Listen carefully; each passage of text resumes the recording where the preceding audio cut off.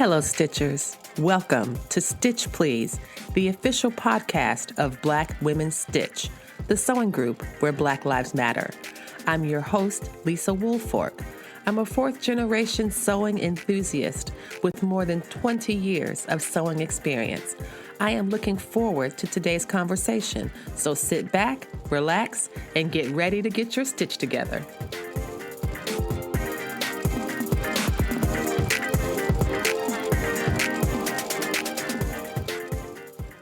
Hello, Stitchers, and welcome to the Stitch Please podcast. I'm your host, Lisa Woolfork, and we're talking today about swatches and swatching and swatch cards.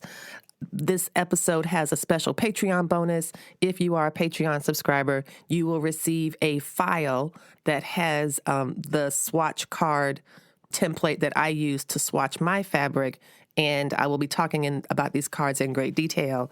And as well, if you're not a Patreon subscriber, I'll tell you how I did it. It's just that if you're a Patreon subscriber, you have this already pre-done for you, since this is what I use all the time. So to begin, let's define what a swatch is. A swatch is simply a sample of a fabric. You purchase a fabric, it comes into your collection, you take a snippet of it. Usually I get mine from the top left corner near the selvage, but not including the selvage, because I want it to be a very stable piece. Also, if you have already made something, you can swatch it from any scraps or leftovers. But I like to begin any sewing project with a swatch of fabric. Now, the swatches of fabric can be used for a variety of purposes. Primarily, it's a reference. And so for me, I'll have a fabric swatch, and if I need to refer to the colors in order to create coordinating looks, to buy coordinating fabrics, to pick out thread, all of these are ways to use the fabric swatch. Similarly, I've seen people who are building like a fall wardrobe take samples of their fabric and lay it out on a sheet of paper or in a notebook or something, or on Trello or some digital medium, and use that to see if the look works together, or these are the colors that we're working with this season. And so a swatch book, a reference book, is really important for that. And so I wanted to talk about how you would build that on your own. So today's episode is going to be talking about what, why, how, and when to use swatches and your swatch cards. I call them swatch cards because cards are what I use. I've seen other folks use spiral-bound notebook, stitched-bound notebooks, Trello, Airtable, other digital planners. But for me, I like the swatches because I like having the tactile feel of the fabric near me in this great archive of a library that I've created over the years. And so I would love to help you get started with that too, or just to figure out if this kind of thing is right for you. I enjoy keeping swatch cards because I like having a record of what I've purchased, and in some cases, hopefully many cases, records of what I actually made with these fabrics. And so it's a really useful tool for me to keep track of what I have, to help me understand what my buying habits are. It helps me to avoid duplicates. These are some of the reasons why I use my swatch cards, and that's to plan for projects, to keep track of what I've purchased, and to build an archive. It also makes it easier when I buy a pattern. I can look at the pattern requirement, like how much fabric does it require? Then I could just go over to my swatch cards, find a fabric that I think I might like, just flip through the catalog, and I find a fabric, and I'm like, oh, this is how much I have. So this will be fine. So I don't have to measure it out every time. I know how much I have because I've written it down. I've talked a bit about what a swatch card is and why I use it. Let's get into some details about how I build my cards. I will talk about the materials and supplies that you need to build them, as well as the information that you put on your cards themselves. For me, a good swatch card begins with paper. Paper is essential for my system. I know other folks prefer digital systems, and there are ways to do it that way.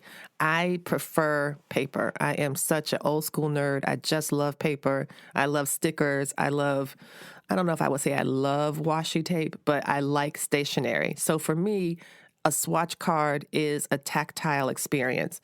Not only am I putting a swatch of fabric on this card, the card itself looks good, it's sturdy, it's reliable, it's not going to just crumple up. And then the way that I store them, they also stay in good condition. Here are the supplies that I use to build my swatch cards. First, I use an Avery label.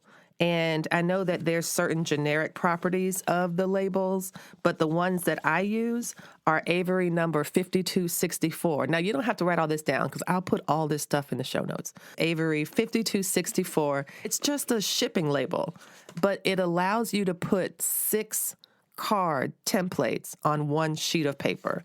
And that's the reason I like this Avery template, 5264. And this is for inkjet. Another thing that I use that's an important part of my swatch card process is premium photo paper. I like glossy paper. This is called a Brilliant Gloss. I first purchased it years ago at Sam's Club. I've found it since at Costco. I've found it on Amazon and a few other places. You can even buy it directly from the manufacturer. But feel free to use whatever paper, whatever photo paper that you like, and whatever paper is going to work again for your system. If you are going to have the cards standing on their own, which is what I do, I have my cards bound in rings. So each of my fabric drawers, and there's 24 of them, each of them has a ring that indexes whatever is in the drawer. So if I want to go to a drawer, say A7, I pull out the drawer, I'll look at it, and actually I don't even have to pull out the drawer. I pull out the ring of swatch cards that has everything in that drawer indexed. So rather than even having to look through the drawers for fabric, I can just pick up the ring and flip through that. And because I want to flip through it and use it regularly, it has to be sturdy and reliable. And this paper really helps with that. Some other supplies you'll need if you want to use it the way that I use mine is a paper trimmer and a hole punch, as well as some book rings. I have my swatch cards on a ring, like people might have a bunch of keys on a ring, and each ring corresponds to a drawer. But you don't have to be this elaborate with the system if you choose to do this. All you really need is a space to put your swatches and a way to catalog information on them. And if you're doing it in a notebook and you just want to add to the notebook over time, that's the way to do it. Some people also use binders for the same reason. I like the cards because they are flexible and let me carry them easily to different places. In addition, when I'm finished with the fabric, after I've sewn it all up, I have a box where all of the retired fabric lives. And so that's also a nice collection of swatches from the past that I can go back and revisit projects if needed, or if I want to. So here's the technical information or the technical process that I use to create these swatch cards. Again, if you're a Patreon subscriber, you will just get these sent to you and you can modify the template as needed. But I'm going to explain the process for people who are not Patreon subscribers just so that you'll know how I did it. I started with, as I said, the Avery label, and you'll need to understand that your photo paper and your label paper will be working together. You will eventually be peeling your labels onto the non-glossy side of your photo paper. I like photo paper too because in addition to being sturdy and shiny, you can put some really beautiful digital paper on it to print it out and have some really nice designs. You can customize it. You can do all sorts of things with this photo paper for other projects, but it looks really good for your swatch cards for them to be cute and glossy as well as really sturdy. Now you're ready. You've got your photo paper. You've got your Avery labels, number 5264. Again, you don't have to write all this down. I am going to put it in the show notes. You've got your sticky paper and your photo paper. Your next step is to sit down at your laptop or wherever you do your computing and pull up Microsoft Word. I use Microsoft Word. I'm not sure if you can do the same things in Google Docs. You probably can, but I don't know how to do that, so I'm just going to explain how I do it in Microsoft Word. But if you don't have Microsoft Word, it's also important to note that Avery has a website that has templates that you can download and customize, not just from Microsoft Word, but you can work right in their software program that they have online, and you can design things there. So if you want to design your own and you don't have Microsoft Word, you still have access to customizing cards. In Microsoft Word, open a new document and go to Mailings. And under Mailings, they have templates.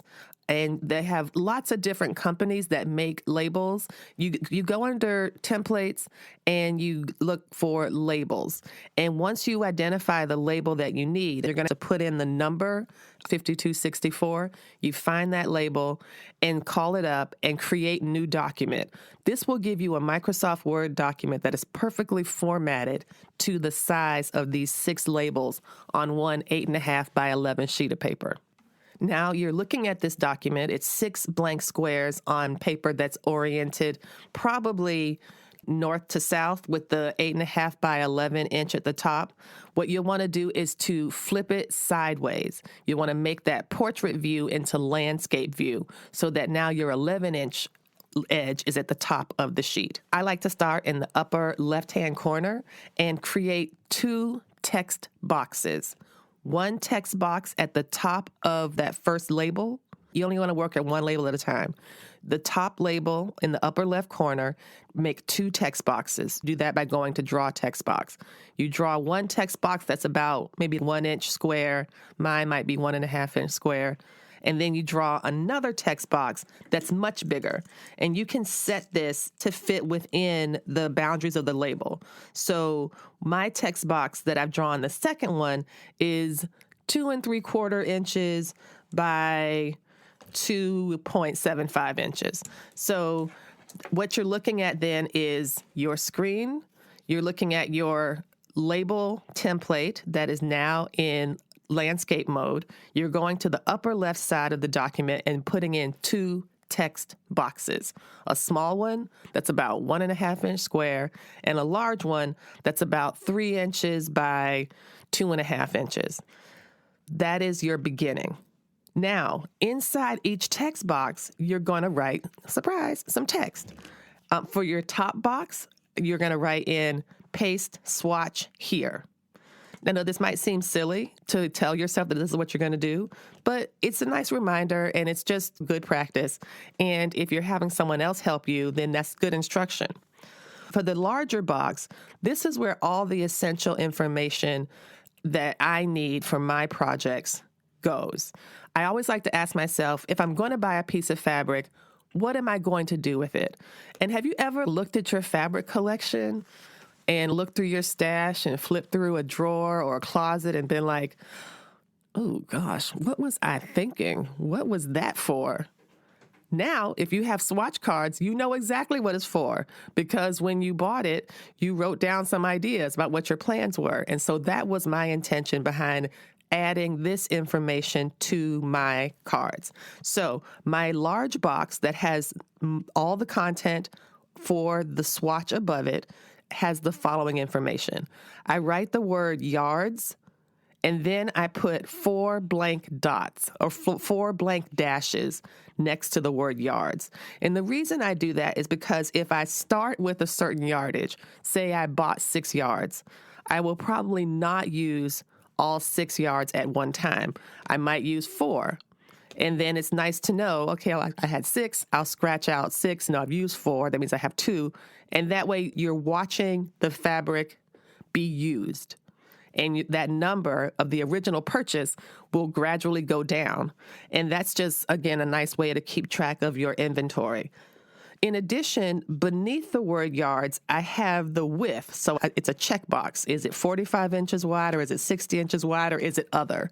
And then I'll say, no, it's 57. So you'll want to be careful because the selvage is extra wide and you can't use that. Below that, I put project ideas. And that's something that I added later on to the swatch collection because I wanted to avoid that confusion. Like, why did I buy this? What on earth was I thinking? And so the way that I divided it up was if I was sewing for my husband or my kids. So I have a line there that says Ben or boys, shirts, pants, underpants, because I make a lot of underpants, shirts, and pants for them. Mostly shirts and underpants, a lot of those. And so is that what this is for? Or is it for a jacket? Is it for something else? But I had their projects. The stuff for my husband and kids were on a separate line. Then beneath that, I have dress, blouse, underpants / exercise, because that's one category of sewing for me. And then the other one I have beneath it is skirt / pants or other. Because again, I'm not writing a contract with myself. It's not written in stone, but I just wanted to have some idea about why I chose this fabric. And then after I've listed the project ideas, I also have a section called notes. Now, let me tell you about these notes. The notes have been very helpful to me, and they've also been maybe not a warning, but kind of like a self-check, like, girl, really? What are you doing? So under the notes, I've written things like pattern numbers. So if I want to make a dress and underpants, I'm going to use pattern number 7833 or pattern number 8023. These are the things I think I want to make. And so I write those down as notes. But in addition, something I started to do is to write the date of when I bought the fabric, where I bought it from, and how much it was. That part has been quite interesting to go back and look at and to see how much I spent for this fabric, when I purchased it, and have I even made it up yet? I'll pull out a project and I'll say, okay, wow, I got 6.5 yards of this fabric. This is great. I'm going to make a caftan with it. Oh, wait, I bought this back in when? So it's just a reminder for me to pay attention. It's just, I guess you can imagine this as a form of mindfulness. At least it is for me. And I find it really relaxing to flip through the cards and to see the things that I have, as well as very convenient to do that when I know exactly how much I need. And I can look at a swatch card and not have to pull out the fabric and measure it and fold it and put it back. I can just look at the card and I'll know if I'm prepared. You're listening to the Stitch Please podcast, and we are talking today about swatching and swatch cards. When we come back, we'll talk more about how to cut your cards out and when they become really useful. Stay tuned.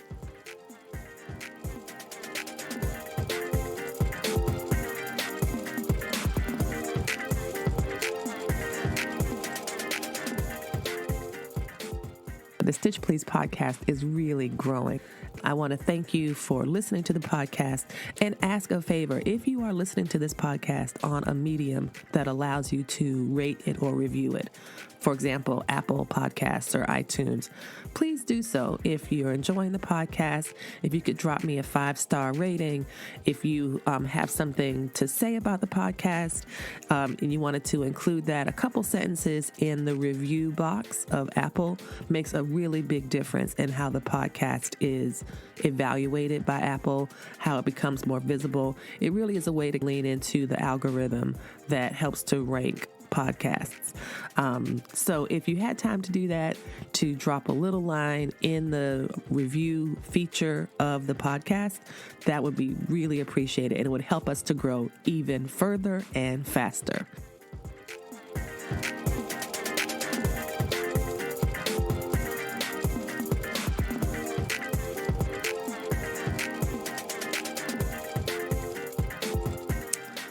And we're back. Thanks so much for listening to the Stitch Please podcast. I'm Lisa Woolfork, your host, and we are talking about swatch and swatch cards.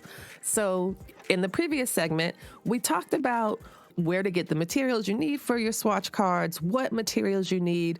We've sat down at the computer. We have opened up the template for this particular size of labels that are going to go on top of our photo paper. We have put in the information. We have 2 text boxes, a small one at the top, for the swatch piece and a much larger box that we then inserted text that has information about fabric yardage, the width of the fabric, project ideas, and notes. So again, this is something that you'll want to customize. You want to decide what's useful for your sewing practice, for your sewing life. If you know that you sew lots of dresses and blouses, then you can say, I will put this down as a category for my swatch card because I know it's going to come up again and again, or that I buy a lot of fabric for this particular garment. You want the card to have information that is useful for you and your sewing. That way you'll use it. If it's something that is not relevant to your life and you're not going to use it, don't put that information on there because it's not going to be helpful to you. So you've made your card in your upper left corner. You group it together, then copy and paste those text boxes in the remaining 5 squares of your label paper. And now you have a full sheet of labels that will print out. So we have all the relevant information that we need on the cards. What's the next step? The next step is to print them. And one of the reasons I like this particular Avery label is that it has this textured border that helps the pages not to stick to each other, and it helps it to feed evenly into the printer. So you feed it through your printer, it prints out, and now you're looking at 6 wonderful, beautiful labels ready to be attached to your photo paper. Because I know that all 6 labels fit on one sheet of paper, that gives me confidence that I can cut this paper with my paper cutter into 6 even pieces.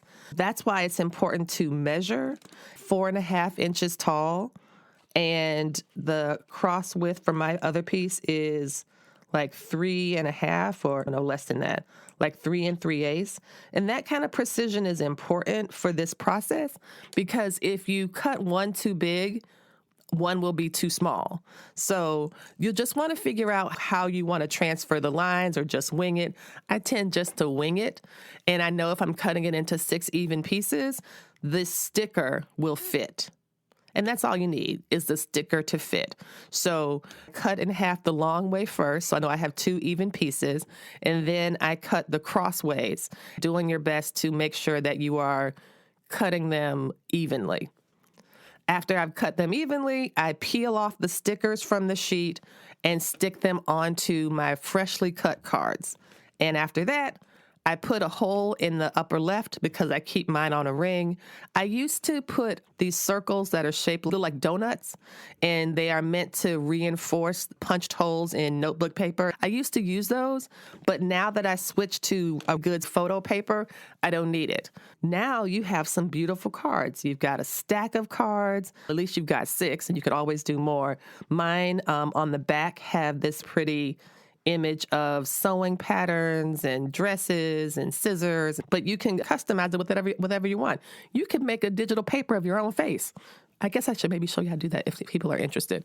But you could do all sorts of stuff with this paper. You want to make it fun and beautiful. You want to decorate this in whatever way that will make you pick up the cards and use them.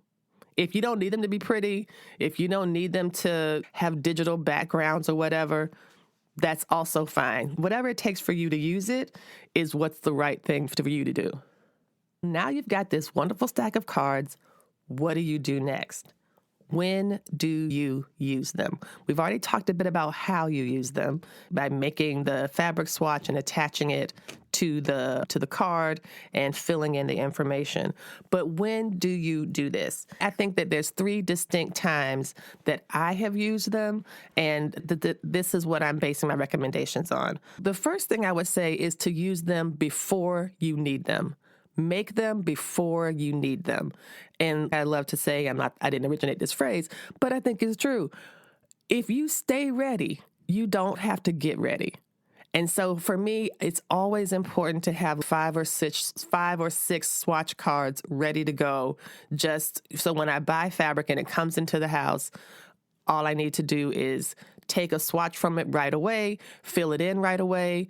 It's really great if I order something and the invoice comes and they have included the yardage, because sometimes I forget how much I ordered.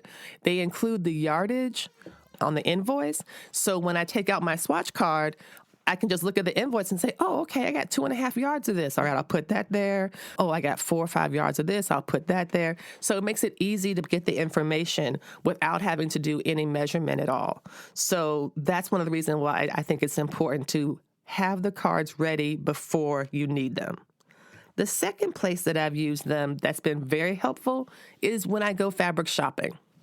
And I have done that when I'm shopping locally or when I'm shopping for fabric when I travel. So whenever I go somewhere, I always look for the 2 F's, food and fabric. I'm always like looking to Yelp to see what's the best good local spots and where's the best fabric, because I like having documentation or just souvenirs from the different places that I've gone. So it is very easy to pack a stack of swatch cards in your carry-on bag, in your purse, in your backpack. Having these swatch cards ready for a trip to the fabric store is my favorite way to use them, because I can get a swatch right there as I purchase it, and I know exactly what the measurement is because it's being measured right there in front of me. And the idea about the project ideas and the notes, they're fresh in my mind. Like, I just picked this up because I think it's pretty and it'll be a really nice off-the-shoulder elasticized blouse. Or, oh, these could be some really good pants for my husband. These could be some good shorts. Oh, look, this is a remnant piece. And I think this will be really good for underpants or for a bra. Like, all of these things that I might think throughout the course of a shopping trip, but after I've paid and left the store, I have no idea. I'm like, wait a minute. Or if I put it down and then I come back to it 2 weeks later, you can guarantee I have no idea why I bought it. I still think it's pretty, but I have no idea. So for me, it's cementing my ideas as I am having it. I just grabbed it off the shelf. I just took it to the cutting counter. Hey, when you cut that, can you cut me a little swatch? Oh, no, you can't? Okay, give me your scissors real quick. Or they cut the yardage and I have my own scissors and I cut my own swatches after I have chosen to have the fabric cut. Now, I know sometimes, like another place that I love to do this is when I go to New York, because there's just so many great fabric places there, and something that you'll see, because I don't know, because I guess they have so many fashion students, there'll be signs in the fabric stores that say no self-swatching. And I think it's because the students come through and just take off big chunks themselves. So this is not what I'm recommending. What I have done is I go to the counter, I say I want this fabric, I am going to buy it, and I take my piece right there and staple it to my card, or I use a piece of Scotch tape or whatever, because I love having my cards with me while I shop, because it just helps me to keep track, and it helps keep me accountable. Okay, you have a bunch of cards at home. Are you really want to add to this collection? Yes, of course. It's okay, sure. So that tends to be how my inner dialogue goes with buying fabric, because just go ahead. A lot of encouragement around that. And the swatches and the swatch cards help me manage that. Then finally, when you think about when and how to use swatch cards, is I think the most difficult and time-consuming way to do it is to do it when you're facing a fabric mountain. And let me explain what I mean by that. You can probably get the visual. You have been buying fabric. You have stacks of it. You have bins of it. You have drawers full. You have closets full. You have so much of everything. That is a fabric mountain. And so I've also had excellent success with tackling the fabric mountain by having my sisters come. I didn't have them come to visit to tackle my fabric mountain. I had them come for Christmas, because that's what you do. And so they came for, I think it was Christmas time, and they helped me tackle my fabric mountain. So I said, hey, here's the cards, here's the mountain. Can you help me measure this? And just fill out the cards. I don't know if they folded. They might have folded some too, but they helped me to measure it. Similarly, a few years ago, I hired a group of high school students who live in the neighborhood, or some who are just friends of my son, or friends that I know their moms or whatever. And they came and tackled the fabric mountain. And it was a team lift. Let me tell you, it was a team lift. There was somebody who was inputting data into the patterns. There was somebody else who was folding. There was somebody else who was measuring. There was somebody. It was a lot of work. But at the end of it, we climbed that fabric mountain, and I have the great pleasure of saying I now have this very extensive and detailed catalog of my fabric that I can flip through and browse through like an old school card catalog. And speaking of card catalogs, that brings me to my last point about storing your cards. I store my cards in a small shelf. Each of my fabric drawers are organized by columns. I have 3 columns that are lettered A, B, and C. And within the column, there are rows, and the rows are numbered 1 through 8. So that's 24. That's 24 drawers of fabric that each have a set of cards that correspond to it. So that's quite a bit of cards, because there's a lot of fabric in each drawer. And so that's why I use the hole punch in the upper left corner. So drawer C1 and drawer B7, these each have a distinct ring that says that on it. Now, I have recently been gifted a desktop old school real live card catalog. Oh my gosh, y'all, it's so beautiful. The only drawback is that the card drawers are a little small for my current swatch cards. So they'll work. I just need to trim them so that they'll fit in the card catalog better. And so that's a project for another day. But it is a project that I think will be doable and worth it to have them in this beautiful actual card catalog drawer. I'm really excited about that. Another way to keep them is in a small photo box. They sell these boxes at different craft stores. It's a very firm box with a lid, and they're narrow, and so you can put photos in there. That's what they're for, but you can also put your cards in there. Similarly, depending on if you're not going to use this particular shape that I'm describing based on the shipping labels, you could do, for example, baseball cards. Imagine you made your swatch cards the same size as baseball cards, and when you were done, you can put each card in a baseball card sleeve. They sell them that go with binders. Baseball cards, Yu-Gi-Oh cards, Pokemon cards, all of these cards have these specially formatted vinyl sheets to protect them. So you could always make your swatch cards the size of a baseball card or a collector's card, and then you would have a place to put them all.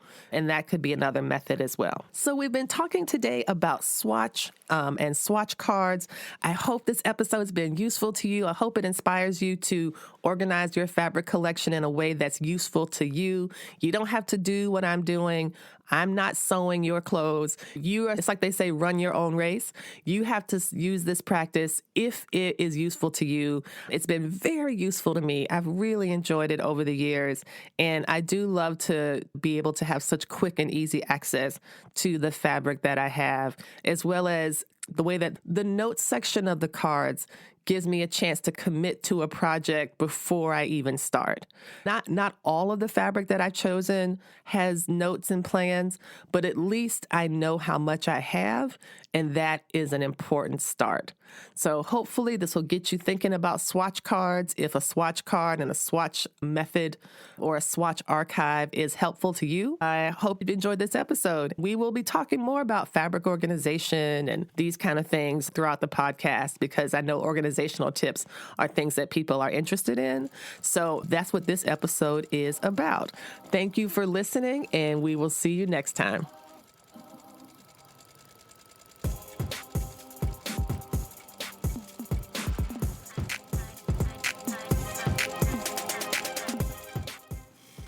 You've been listening to the Stitch Please podcast, the official podcast of Black Women Stitch, the sewing group where Black Lives Matter. We appreciate you supporting us by listening to the podcast. If you'd like to reach out to us with questions, you can contact us at blackwomenstitch@gmail.com. If you'd like to support us financially, you can do that by supporting us on Patreon, Patreon. And you can find Black Women Stitch there in the Patreon directory. And for as little as $2 a month, you can help support the project with things like editing, transcripts, and other things to strengthen the podcast. And finally, if financial support is not something you can do right now, you can really help the podcast by rating it and reviewing it anywhere you listen to podcasts that allows you to review them. So I know that not all podcast directories or services allow for reviews, but for those who do, for those that have a star rating or just ask for a few comments, if you could share those comments and say nice things about us at the Stitch Please podcast, that is incredibly helpful. Thank you so much. Come back next week and we'll help you get your stitch together.